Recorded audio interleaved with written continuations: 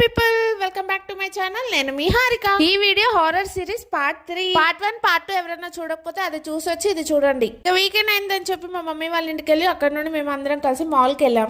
ఇంకా హారర్ స్టోరీలోకి వచ్చేసి ఇక శ్మశానం దగ్గర అలా మాట్లాడిన తర్వాత ఇంకా మా పెద్దనాన్న షాప్ కి వెళ్దామని స్టార్ట్ అయిపోయి ఒకసారి వెనక్కి తిరిగి చూస్తే ఆవిడ కనిపించలేదు. సాయంత్రం షాప్ నుండి ఇంటికి వచ్చాక వాళ్ళు కాల్ చేసి అడిగారంట, పొద్దున శ్మశానం దగ్గర కనిపించారు కదమ్మా, ఎందుకు శ్మశానం దగ్గరకు వస్తాను, నేను అసలు ఈ రోజు ఇంట్లో నుంచి బయటకే రాలేదని చెప్పారంట ఆవిడ. తర్వాత ఈ విషయాన్ని మా పెద్దనాన్న మా పెద్దమ్మతో చెప్పారు. ఆ రోజు మాత్రం ఏ దేవత వచ్చి మా పెద్దనాన్ని కాపాడిందో, దేవుళ్ళు ఉన్నారు అనేది ఎంత నిజమో దయ్యాలు ఉన్నాయి అనేది కూడా అంతే నిజం. ఈ ఇన్సిడెంట్ అయిపోయిన తర్వాత రోజు మా పెద్దమ్మకి వంట చేస్తుంటే పక్కన ఎవరో నుంచున్నట్టు పక్క నుండి వెళ్తున్నట్టు అనిపించేదంట. రోజు సాయంత్రం గిన్నెలు కడిగి బయట పెడితే పొద్దున అయ్యేసరికి ఆ గిన్నెలన్నీ కూడా కింద ఉండేవంట. ఇవన్నీ ఒక ఎత్తు అయితే మా అక్క ఫేస్ చేసింది మాత్రం ఇంకొక ఎత్తు. ఆ స్టోరీ కంటిన్యూషన్ నెక్స్ట్ పార్ట్ లో చెప్తాను. మీకు విషయం కూడా చెప్పాలి, ఈ దయ్యం వల్ల నేను మా అమ్మ చేతిలో చాలా తన్నులు కూడా తిన్నాను. మేము చిన్నగా ఉన్నప్పుడు ఎవ్రీ వీకెండ్ మా పెద్దమ్మ వాళ్ళ ఇంటికి వెళ్ళిపోయేవాళ్ళం. పెద్దమ్మ వాళ్ళ దయ్యం ఇంట్లోకి షిఫ్ట్ అయిన తర్వాత మా మమ్మీ ఎన్నిసార్లు అడిగినా అస్సలు పంపించేది కాదు. అప్పటికి మా మమ్మీకి తెలుసు ఆ ఇంట్లో దయ్యం ఉందని, నాకు తెలియదు కదా. అయితే ఒక రోజు మొండిగా ఏడుస్తూ కూర్చున్నాను, నన్ను పంపిస్తావా లేదా అని చెప్పి. ఈ దయ్యం ఇంటి కోసం ఆ రోజు అయితే నేను ఘోరంగా తన్నులు తిన్నానండి. తర్వాత ఎప్పుడో మా పెద్దమ్మ వాళ్ళ ఆయిల్ ఖాళీ చేసేసిన తర్వాత చెప్పింది, నేను నిన్న అందుకే ఆ ఇంటికి పంపించలేదు, ఆ ఇంట్లో దయ్యం ఉందని చెప్పి. తర్వాత అనుకున్నా కొడితే కొట్టిందిలే గానీ పంపించకుండా మంచి పనే చేసింది అని.